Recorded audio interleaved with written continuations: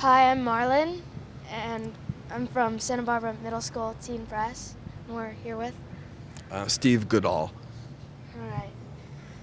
Since our viewers may not know the story of Someplace with a Mountain, will you tell us a little of what it's about?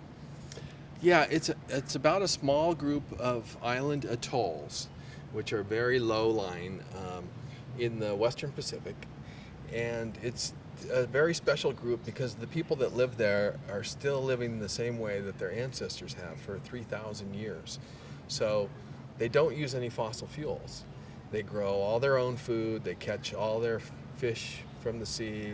They build seagoing canoes, and another thing that makes them very unique is they still practice celestial navigation there.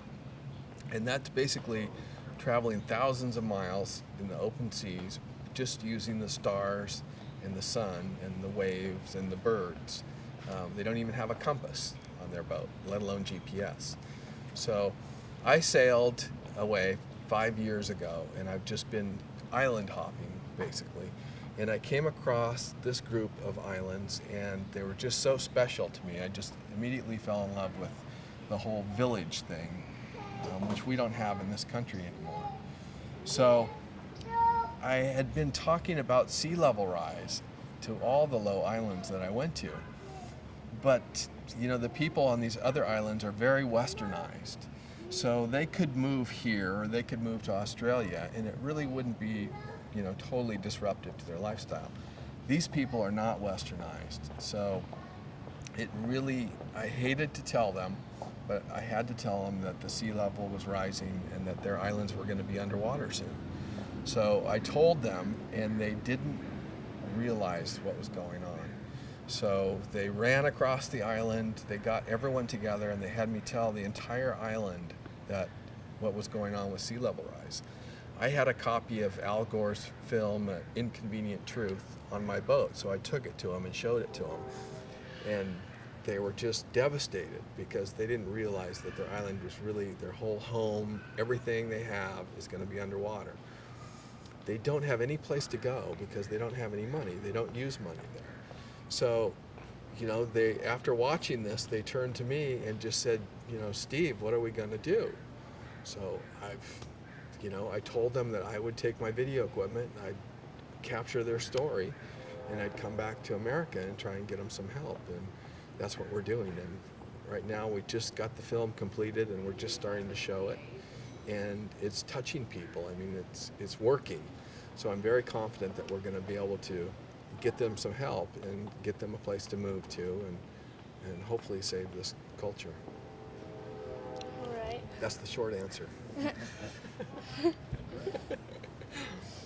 Did you get any feedback from island kids my age about what they thought about your news?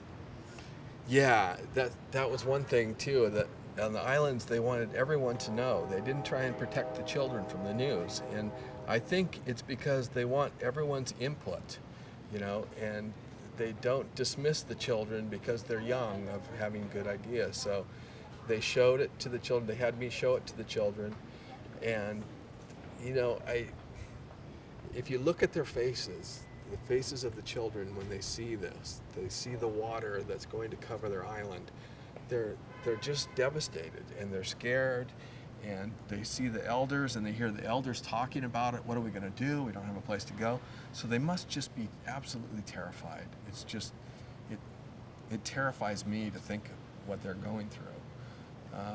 And they're just such beautiful kids. It's absolutely amazing. They don't have electricity, so they don't have video games. They don't have any toys, nothing like that. And yet these kids, they play all day long. In the film, you can see some of their games that they've invented. They build little ships, little boats, and they sail them out in the water. And it's amazing that they are able to totally have as much fun as you ever had on your funnest day.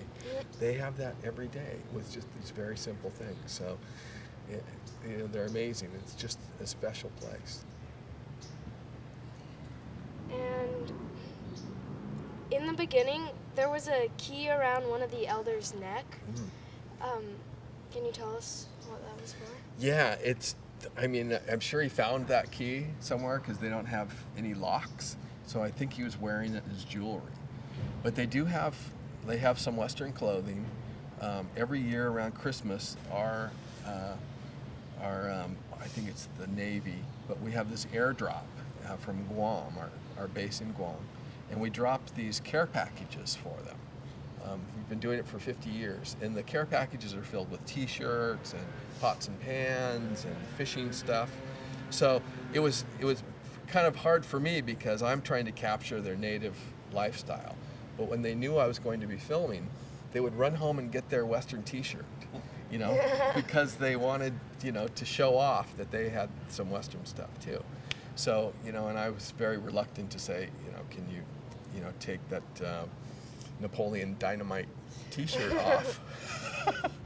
One lady walking through the jungle, she had like 5 little kids, she was babysitting, and she had a Napoleon Dynamite T-shirt on, and I mean, she didn't know what that was, Someone had sent that to her from this airdrop.